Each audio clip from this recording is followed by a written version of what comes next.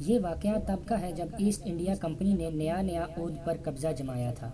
لکھنؤ میں جو انگریز کمشنر متعین تھا وہ بہت سخت تھا۔ اس کا ایک اصول طریقہ یہ تھا کہ جلد از جلد عوام کا رہن سہن، بول چال، لکھنا پڑھنا سیکھ لینا چاہیے تاکہ عوام میں گھل مل جائے۔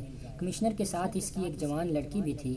اس کی بیوی یا فوت ہو چکی تھی یا لندن میں رہ گئی تھی۔ بہرحال کمشنر اپنی بیٹی کے ساتھ لکھنؤ میں رہتا تھا۔ ایک دن بیٹی نے باپ سے اس خواہش کا اظہار کیا کہ وہ ہندوستانی زبان سیکھنا چاہتی ہے۔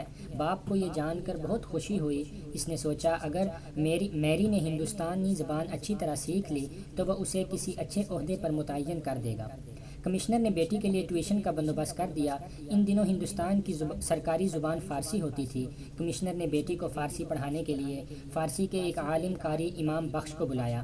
قاری صاحب کی ایک ہی شرط تھی کہ وہ لڑکی اور اپنے درمیان ایک پردہ حائل ہونا چاہیے، تب ہی وہ لڑکی کو پڑھائیں گے۔ قاری صاحب نے لڑکی کو پڑھانا شروع کر دیا۔ ٹیوشن کے دوران اگر نماز کا وقت آ جاتا تو قاری صاحب وہیں پر نماز پڑھتے، یا لڑکی جب اپنا سبق یاد کر رہی ہوتی تو قاری صاحب گم سم یا خاموش بیٹھنے کی بجائے قرات شروع کر دیتے۔ قاری صاحب کی آواز میں اللہ تعالیٰ نے ایسی تاثیر عطا کی تھی کہ سننے والوں کا دل ان کی طرف کھنچا چلا جاتا۔ قاری صاحب بتاتے ہیں کہ ایک دن لڑکی نے مجھ سے پوچھا کہ قاری صاحب آپ نماز میں اور یوں بیٹھے بیٹھے کیا پڑھتے ہیں؟ میں نے کہا قرآن شریف کی تلاوت کرتا ہوں، یہ ہماری مذہبی کتاب ہے۔ مگر تم کیوں پوچھ رہی ہو؟ میری نے کہا جب آپ پڑھتے ہیں تو میرا دل اس کی طرف کھینچا جاتا ہے۔ میری سمجھ میں اس کا ایک لفظ بھی نہیں آتا، مگر میرا دل کرتا ہے آپ پڑھتے رہیں اور میں سنتی رہوں۔ قاری صاحب نے کہا یہ میری آواز کا کرشمہ نہیں بلکہ اس کلام کی تاثیر ہے کہ دل میں اترتی جاتی ہے۔ کچھ دن گزر گئے تو میری نے ایک دن بہت ہچکچاتے ہوئے مجھ سے کہا کہ قاری صاحب ایک بات کہوں، اگر آپ برا نہ مانیں، آپ جو پڑھتے ہیں مجھے بھی دکھائیں۔ میں نے کہا ایسی بات تم نے کر دی، کمشنر صاحب کو معلوم ہوگا تو مجھے مروا دیں گے کہ میں ان کی بیٹی کا دین برباد کر رہا ہوں۔ یہ ہماری مذہبی کتاب ہے، اگر ان کو پتہ چل گیا کہ تم مجھ سے قرآن پڑھو گی تو وہ مجھ پر الزام لگائیں گے کہ میں نے ان کی بیٹی کو مسلمان بنانے کے لیے ورگلا رہا ہوں۔ میری نے کہا کہ لیکن یہ معاملہ اتنا سیریس نہیں ہے، میں فارسی بھی تو آپ سے پڑھ رہی ہوں، جب فارسی سیکھنے میں کوئی عیب نہیں تو عربی سیکھنے میں بھی بھلا کیا برائی ہو سکتی ہے؟ میں نے کہا تمہاری دلیل درست ہے، مگر قرآن پاک ہماری مقدس کتاب ہے، اس کو پڑھانا اور تمہیں سمجھانا بالکل دین کا معاملہ ہو جاتا ہے۔ وہ چپ ہو گئی۔ میں سمجھا کہ اس نے اپنے دل سے خیال نکال دیا ہے، مگر وہ اپنی ضد کی پکی نکلی۔ کئی دن بعد اس نے پھر وہی بات کی۔ اس نے کہا قاری صاحب میں آپ سے وعدہ کرتی ہوں کہ اس بات کا علم میرے اور آپ کے علاوہ کسی کو نہیں ہوگا اور نہ کبھی کوئی آپ پر آنچ آئے گی۔ میں نے اس کو بہت سمجھایا، جب میں ہر طریقے سے اس کو سمجھا کر تھک گیا تو پھر مجھے ہتھیار ڈالنے پڑے۔ میں نے دل میں کہا اب اللہ ہی مالک ہے، جو منظور ہوگا وہ ہو کر رہے گا۔ اب وہ فارسی کے ساتھ عربی بھی پڑھنے لگی تھی۔ ایک تو وہ بہت ذہین تھی، دوسرا اس کا جذبہ اور شوق تھا تو وہ بہت کم عرصے میں روانی سے پڑھنے لگی۔ کچھ دن بعد اس نے مجھے ایک اور بات کی، بولی قاری صاحب آپ مجھے اپنے دین میں داخل کر لیجئے۔ میرے پیروں تلے سے زمین نکل گئی۔ میں نے کہا میری یہ تم کیا کہہ رہی ہو؟ اس نے کہا جو کہہ رہی ہوں بہت سوچ سمجھ کر کہہ رہی ہوں، دل سے تو میں بہت پہلے ہی مسلمان ہو گئی ہوں، مگر اب میں باقاعدہ کلمہ پڑھ کر مسلمان ہونا چاہتی ہوں۔ میں نے کہا تمہیں اس کا انجام پتہ ہے؟ کمشنر صاحب کو پتہ چل گیا تو میری تکہ بوٹی کر کے چیل کووں کو کھلا دیں گے اور عام مسلمانوں کا جینا بھی یہاں پہ اجیرن بن جائے گا۔ تم مجھے معاف کرو، یہ کام مجھ سے نہیں ہو سکے گا۔ جب اس نے دیکھا کہ میں راضی نہیں ہو رہا تو اس نے کہا اگر آپ یہ کام نہیں کریں گے تو میں شہر کی جامع مسجد میں جا کر مسلمان ہو جاؤں گی اور یہ بتاؤں گی کہ قاری امام بخش کی رہنمائی اور ہدایت پر میں نے دین اسلام قبول کیا ہے۔ میں سخت پریشان ہو گیا۔ میں نے کہا اللہ کے لیے ایسا غضب نہ کرنا، پورے ہندوستان کے مسلمان انگریزوں کے زیر عتاب آ جائیں گے، قتل عام شروع ہو جائے گا۔ میری نے کہا تو پھر یہ کام آپ خود کر دیجئے، کسی کو کانوں کان خبر نہیں ہوگی۔ میرا وعدہ ہے کہ آپ پر کبھی کوئی آنچ نہیں آئے گی۔ میرے پاس اور کوئی راستہ نہیں تھا۔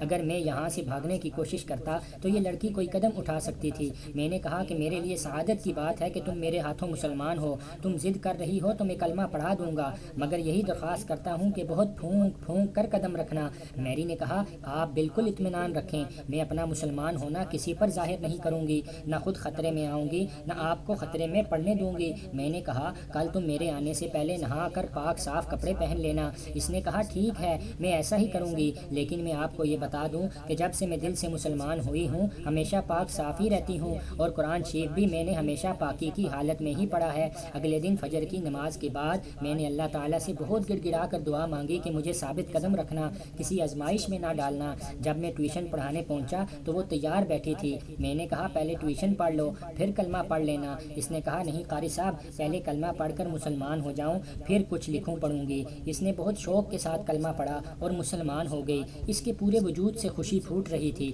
اس نے بھرائی ہوئی آواز میں کہا قاری صاحب آپ کا یہ احسان کبھی نہیں بھلا سکتی، اللہ آپ کو اس کا اجر دے۔ میں نے اس کا اسلامی نام فاطمہ رکھا۔ اب وہ روزانہ اپنے سبق کے ساتھ دینی تعلیم بھی حاصل کرتی۔ مجھ سے روز پوچھتی کہ ایک مسلمان کو کن باتوں کا پابند ہونا چاہیے، کن باتوں سے بچنا چاہیے۔ پھر اس نے نماز پڑھنا بھی سیکھ لی اور بڑی پابندی سے نماز پڑھنے لگی، لیکن نماز پڑھتے وقت دروازے وغیرہ بند کر لیتی تاکہ کسی کو پتہ نہ چلے۔ ایک دن اس نے مجھے کہا قاری صاحب میں ہولی پرافٹ صلی اللہ علیہ وسلم کے بارے میں پڑھنا چاہتی ہوں، ان کے لائف پر کوئی کتاب ہو تو مجھے لا دیں۔ تھوڑی تلاش کے بعد مجھے ایک اچھی کتاب مل گئی جو کہ انگریزی زبان میں تھی۔ وہ بہت خوش ہوئی، اس نے اس کو بڑے ذوق و شوق سے پڑھا۔ وہ کتاب پڑھنے کے بعد اس میں ایک نمایاں تبدیلی یہ آئی کہ آقا مولا کی ایک ایک بات، ایک ایک انداز اس کے دل میں گھس کر رہ گیا۔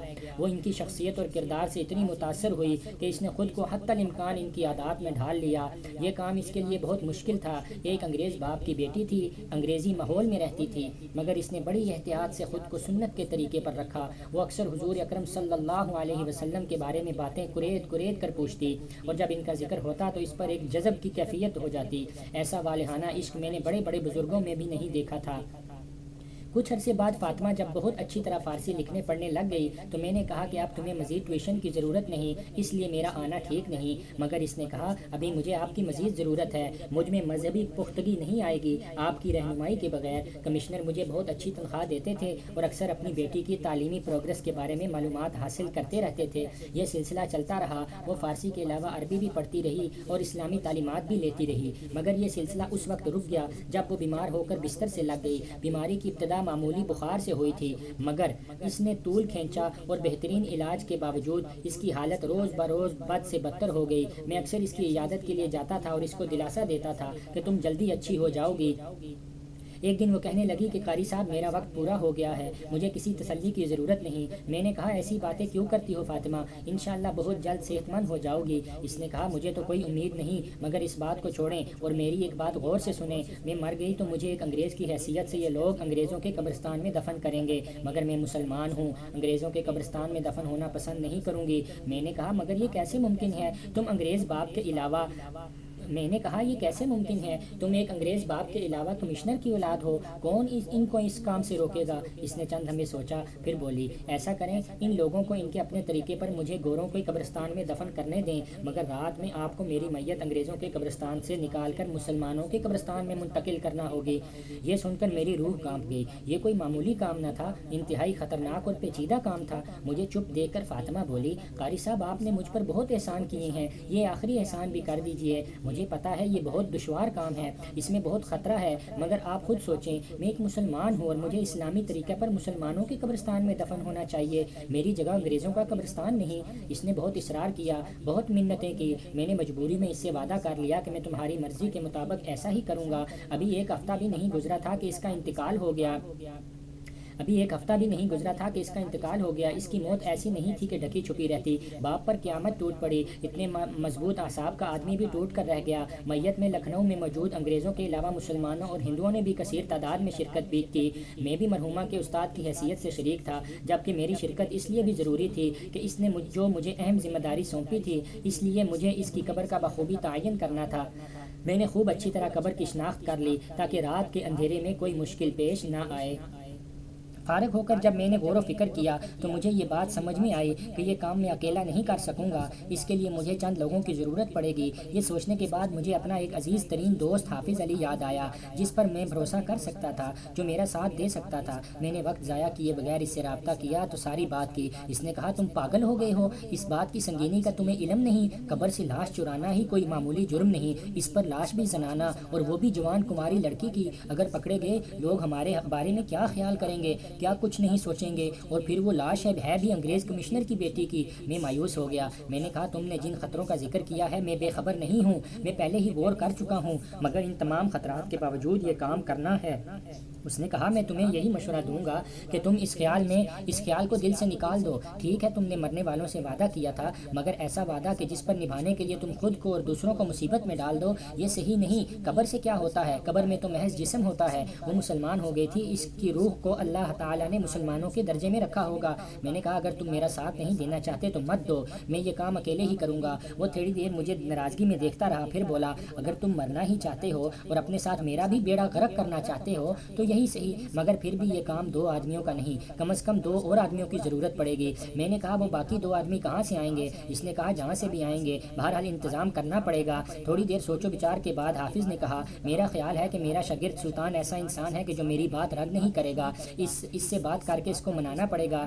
سلطان ایک 25 سالہ نوجوان تھا جو کہ قرآن پاک حفظ کر رہا تھا۔ وہ اپنے استاد کی بہت عزت کرتا تھا۔ اس نے ساری باتیں سنی تو بڑی سعادت مندی سے کہا حافظ صاحب آپ کا حکم میرے سر آنکھوں پر، یہ کام مشکل اور خطرناک تو ہے مگر آپ کی خدمت کر کے مجھے خوشی ہوگی۔ حافظ نے کہا ہمیں ایک بندے کی ضرورت ہے جو ہمارے لیے مددگار ہو۔ اس نے تھوڑی دیر سوچا پھر بولا میری نظر میں ایک اور آدمی ہے، مگر وہ غریب آدمی ہے، محنت مزدوری کرتا ہے، اگر اسے کچھ پیسے دے دیے جائیں تو وہ انکار نہیں کرے گا، قابل اعتماد بھی ہوگا۔ لڈن نام کے شخص سے سلطان نے ہمیں ملوایا۔ لڈن کو ہم نے اپنی توقعات سے بڑھ کر پایا۔ جب اس کو ساری بات بتائی گئی تو وہ فوراً راضی ہو گیا۔ اس نے کہا یہ تو بڑے ثواب کا کام ہے حافظ جی، وہ نیک بی بی مسلمان ہو گئی تھی، اس کا گورے قبرستان میں دفن ہونا کسی بھی حالت میں اچھا نہیں، اس کی خواہش کے مطابق ہمیں اسے ضرور مسلمان قبرستان میں دفن کرنا چاہیے۔ جب ہم نے اس کو کچھ پیسے دینے چاہے تو اس نے لینے سے انکار کر دیا۔ ہم چاروں نے پھر پوری منصوبہ بندی کی اور سوچا کہ سب سے پہلے ہمیں قبرستان میں قبر کھدوا کے تیار رکھنی چاہیے تاکہ جب ہم میت کو لے کر جائیں تو تدفین کا کام فوری پورا ہو جائے۔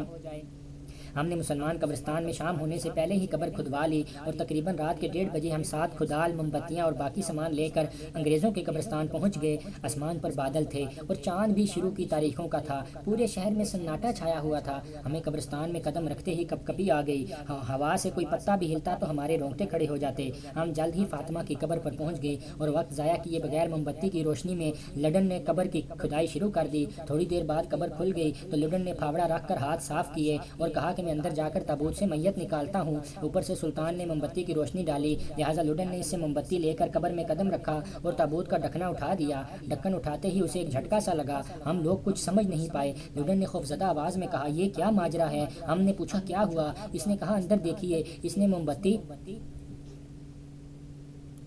لڈن نے خوفزدہ آواز میں کہا یہ کیا ماجرا ہے؟ ہم نے پوچھا کیا ہوا؟ اس نے کہا اندر دیکھیے۔ اس نے موم بتی میت کے قریب کر دی۔ جب ہماری نگاہیں میت پر پڑی تو ہم پر حیرت کے پہاڑ ٹوٹ پڑے۔ وہ کوئی مردانہ لاش تھی۔ حافظ نے مجھے ناراضگی سے کہا تم نے غلط قبر کھدوا دی۔ میں نے کہا نہیں قبر یہی ہے۔ اس نے کہا اگر قبر یہی ہے تو میت کہاں ہے؟ اتنے میں لڈن بھی قبر کے اندر سے اوپر آ گیا۔ اس نے کہا حافظ صاحب جی یقیناً آپ سے کوئی غلطی ہو گئی ہے، مگر کوئی بات نہیں، اندھیرے میں بھوک چوک ہو جاتی ہے، جلدی سے اصل قبر کی تلاش کیجیے۔ اور پھر ہم موم بتی لے کر آس پاس نئی قبر کے نشانات تلاش کرنے لگے، مگر کوئی بھی نئی قبر نظر نہیں آئی۔ اور پھر اس کھودی ہوئی قبر کے سرہانے میری کی تختی بھی لگی ہوئی تھی، لہٰذا ہم اسی نتیجے پر پہنچے کہ یہی قبر فاطمہ کی ہے۔ مگر یہ عجیب معاملہ ہے کہ میت کی جگہ کوئی مردانہ میت ہے۔ مزید تسلی کے لیے حافظ قبر میں اترا اور تابوت پر جھک کر میت کو دیکھنے لگا۔ اچانک ہی وہ شدید حیرت سے اچھل کر قبر سے باہر آ گیا اور آتے ہی اس نے مجھ سے کہا جانتے ہو یہ میت کس کی ہے؟ میں نے کہا نہیں۔ اس نے کہا یہ 12 بنکی کے نواب یامین کی لاش ہے۔ یہ 12 بنکی کی ایک تحصیل ماری پور کا نواب یامین ہے، میں اسے کئی بار بہت قریب سے دیکھ چکا ہوں۔ میں نے کہا یہ عجیب حیرت کی بات ہے کہ انگریزوں کے قبرستان میں لڑکی کی جگہ مردانہ میت اور وہ بھی ہندوستانی، کچھ سمجھ میں معاملہ نہیں آ رہا۔ لڈن نے کہا آپ لوگ ہٹیے، میں جلدی سے قبر بند کر رہا ہوں۔ اور پھر اس نے جلدی قبر کی مٹی برابر کر کے اس کو پہلی حالت میں کر دیا۔ صبح ہونے سے پہلے ہم سب اپنے ٹھکانے پر پہنچ چکے تھے اور اپنے طور پر بے حد صبح ہونے سے پہلے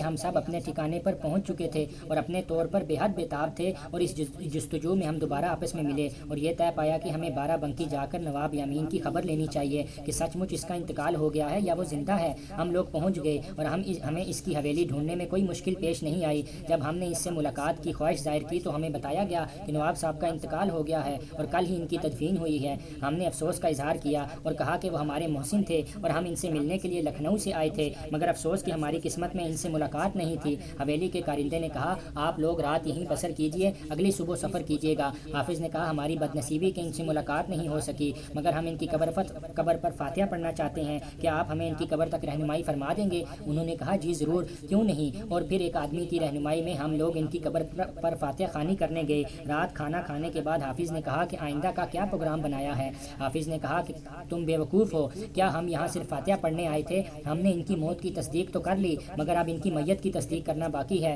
اور یہ کام ہمیں آج رات ہی کرنا پڑے گا۔ میں نے قبر پر فاتحہ پڑھنا کا چکر اسی لیے چلایا تھا کہ قبر کی شناخت کر لوں۔ لڈن نے کہا ہمیں نواب صاحب کی قبر ضرور دیکھنی چاہیے، ورنہ یہاں آنے کا مقصد فوت ہو جائے گا۔ ہم لوگ چہل قدمی کے بہانے حویلی سے نکل گئے۔ چوکیدار کو کہا کہ ہم لوگ رات کا کچھ لطف اٹھانے کے لیے ذرا دیر تک سیر سپاٹے کے بعد واپس آئیں گے۔ ہم لوگ کوئی 11 ساڑھے 11 بجے تک وہاں کی سڑکوں پر گھومتے رہے، پھر آہستہ آہستہ قبرستان کی طرف رخ موڑا۔ قبرستان ویران علاقے میں تھا اور دن کے وقت بھی وہاں پر آمد و رفت کم ہی ہوتی تھی۔ ہم لوگ ساز و سامان ساتھ لے کر گئے تھے۔ دبے پاؤں ہم رات 12 بجے کے قریب اس میں داخل ہو گئے۔ موم بتی کی روشنی میں لڈن نے جلد نواب صاحب کی قبر کھولی اور ہم سب قبر میں جھک گئے اور موم بتی کی روشنی میں اندر دیکھنے کی کوشش کرنے لگے۔ ہم پر ایک بار پھر حیرتوں کے پہاڑ ٹوٹ پڑے۔ قبر کے اندر کفن میں لپٹا ایک انتہائی خوبصورت نوجوان نظر آ رہا تھا۔ ہم نے حیرت سے ایک دوسرے کو دیکھا کہ یہ کیا ماجرا ہے۔ لڈن موم بتی لے کر میت کا اچھی طرح جائزہ لینے لگا۔ قبر کے کتبے پر تو نواب صاحب کا ہی نام لکھا ہوا تھا۔ لڈن نے کہا کہ یہ کوئی عرب نوجوان لگتا ہے، عمر 25 سے 30 سال کے درمیان ہے، جبکہ نواب صاحب 47 اور 50 کے آس پاس تھے۔ حافظ نے کہا بس اب تم باہر آ جاؤ۔ وہ جلدی ہی باہر آ گیا اور فوراً قبر بند کرنی شروع کر دی۔ ہم سب خاموش تھے اور اس بات پر غور کر رہے تھے کہ کوئی کسی سے کچھ نہیں کہہ رہا تھا۔ ہم حویلی پہنچے، ہاتھ منہ دھویا اور بستر پر لیٹ گئے۔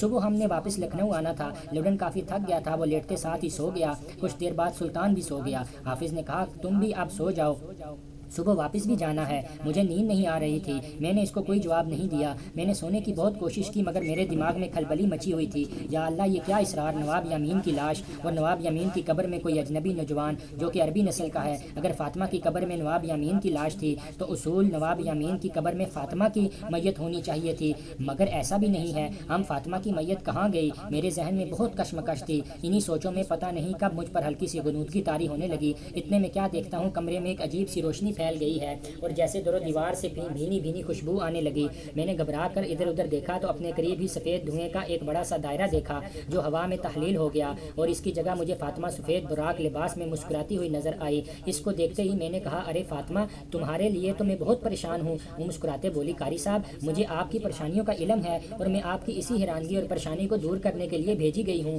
جب لوگ گورا قبرستان میں میری تدفین کے بعد جا چکے تو چند لوگ میری قبر میں نمودار ہوئے اور میرے جسد خاکی کو چارپائی نما کسی چیز پر رکھا اور پھر مجھے یوں لگا جیسے وہ مجھے لیے ہوا میں اڑے جا رہے ہوں۔ اچانک مجھے محسوس ہوا کہ انہوں نے کسی جگہ میری چارپائی رکھ دی ہے۔ ابھی وہ میری چارپائی کے قریب سے ہٹے ہی تھے کہ مجھے قریب ہی چند برگزیدہ شکل و صورت کے لوگ نظر آئے جو کہ گول دائرے کی صورت میں بیٹھے تھے۔ ان کے چہروں سے عجیب طرح کی روشنی پھوٹ رہی تھی۔ ان میں سے ایک نے پوچھا اسے یہاں کیوں لایا گیا ہے؟ ان میں سے سب سے زیادہ نورانی صورت والے بزرگ نے فرمایا میں نے اسے دیکھنا چاہا تھا کیونکہ اسے میرے دیکھنے کی تمنا تھی اور ایسی تمنا تھی کہ اس نے روگ بنا کر جی کو لگا لیا تھا۔ کسی اور نے فرمایا بڑی بختور ہے کہ اسے دیکھنے کی آپ نے تمنا کی۔ مجھے ان کی باتیں سن کر اندازہ ہو گیا کہ میں کہاں ہوں اور یہ بزرگ ہستیاں کون ہو سکتی ہیں۔ میری آنکھیں بار بار ان کی بلائیں لے رہی تھیں اور میرا دل ان کے قدموں میں جھکا جا رہا تھا۔ میرے دل میں رہ رہ کر خیال آ رہا تھا کہ میں اپنے منزل مقصود کو پا چکی ہوں۔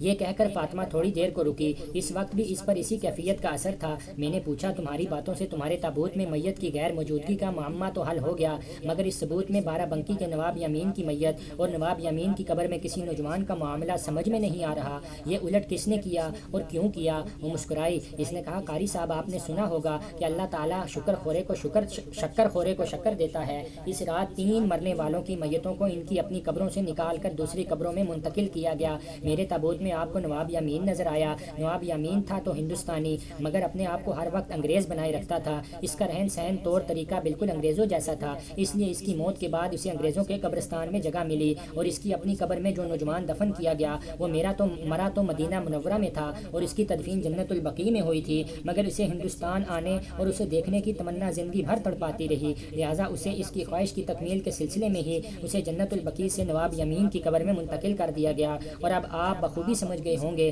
کہ جنت البقیع میں اس عربی نوجوان کی خالی ہونے والی لحد میں کس کو جگہ ملی ہوگی، اور یہ سب کچھ اس کے علاوہ اور کون کر سکتا ہے جو دلوں کے بھید جانتا ہے اور جس کے قبضہ قدرت سے کچھ بھی ناممکن نہیں۔